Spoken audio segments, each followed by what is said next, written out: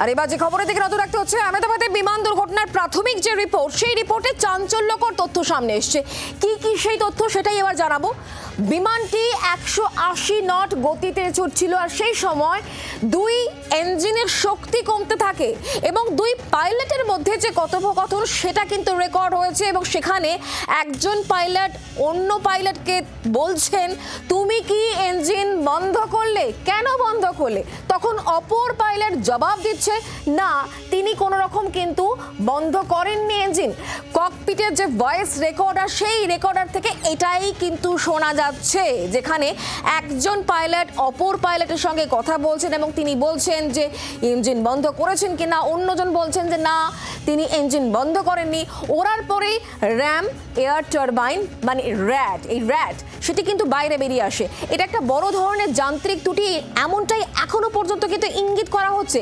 CCTV যে footage, সেখানে কিন্তু পাখির ধাক্কা, যে প্রথমে এই তত্ত্বই কিন্তু সামনে আসছিল, পাখির ধাক্কা লেগেই এত বড় একটা দুর্ঘটনা ঘটে, এমনটাই প্রথমের দিকে বলা হচ্ছিল। তবে এই মুহূর্তে যে আপডেট আমরা দিচ্ছি, সিসিটিভি ফুটেজে পাখির ধাক্কার কোনো প্রমাণ পাওয়া যায়নি। এটা একটা টেকনিক্যাল গ্লিচ, এমনটাই কিন্তু এখনো পর্যন্ত উঠে আসছে।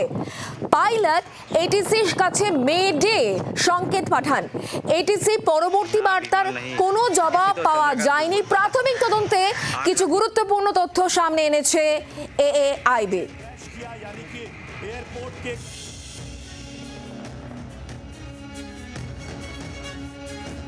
12ই জুনে আহমেদাবাদের যে বড় প্লেন ক্র্যাশ, আর যেখানে বড় প্রশ্ন উঠে আসে যে কিভাবে এই দুর্ঘটনা ঘটলো, এর পেছনে ঠিক কি কারণ ছিল, এটা কি কোনো টেকনিক্যাল এরার, হিউম্যান এরার নাকি কি?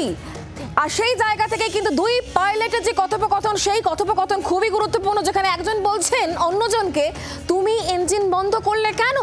এক পাইলট অপর পাইলটকে বলছেন, তখন অপর পাইলট তিনি কি বলছেন, আমি ইঞ্জিন বন্ধ করিনি, এই কথা তিনি বলছেন।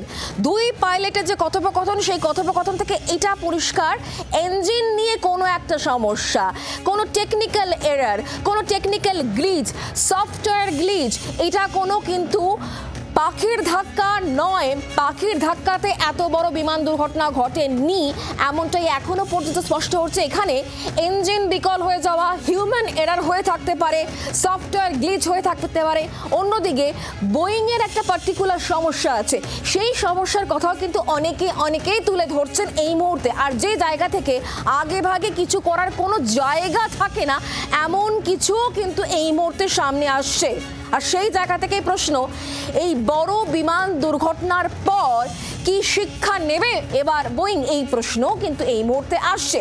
দুই পাইলটের মধ্যে যে কথোপকথন, সেটা থেকে অনেকটাই পরিষ্কার হচ্ছে যে ঠিক কি ঘটেছিল। আপনাদেরকে আমরা যেমনটা জানাচ্ছিলাম, যে রিপোর্ট সামনে এসছে, যেখানে তদন্ত হয়েছে, আপনারা জানেন তদন্ত এখনো পর্যন্ত চলছে এবং সেখানে বেশ কিছু গুরুত্বপূর্ণ তথ্য আসছে। এবং আপনারা জানেন, যেটা আপনাদেরকে বলছিলাম, যে দুই পাইলটের মধ্যে যে কথোপকথন, সেই কথোপকথন থেকে একটা পরিষ্কার যে কোথাও একটা সফটওয়্যার গ্লিচ, ইঞ্জিন বিকল কি হয়ে গিয়েছিল।